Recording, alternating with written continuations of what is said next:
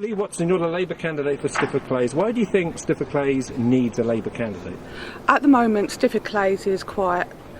It lacks some care, really, some due, lovely care. The residents there are absolutely brilliant. The roads are atrocious down there, especially like Whitmore Avenue, Palings, even Cranville Road is not very good. It just feels like it hasn't had any sort of investment put in it since the last 4, maybe 6 years.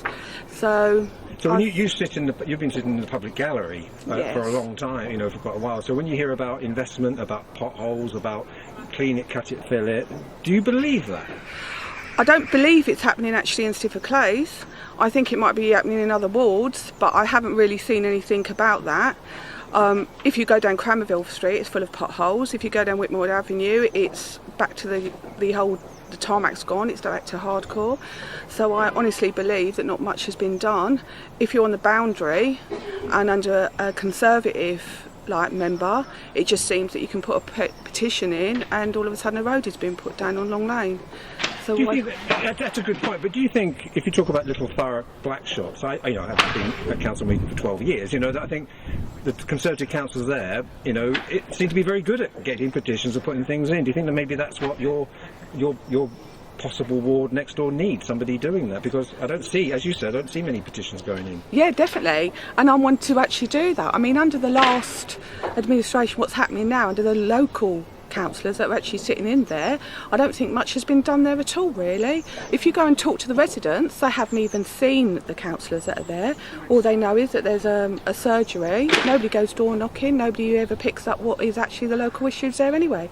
So I thought that instead of standing in the gallery asking questions now and again, why not put my hat actually in the ring, try and get in, represent the residents in Stifford Clays and actually have some questions and answers answered for me in the chamber. What about crime in your ward? There's a lot of ASB issues at the moment, especially around Cranville Street. There's also burglaries happening, car burglaries. Even though we're supposed to be having additional police, we don't see any much sign of them at all, really. So I'd like to see really what the extra council tax that we are all supposed to be paying for is actually bringing in, apart from 150 police across Essex. What does that actually mean for Thurrock?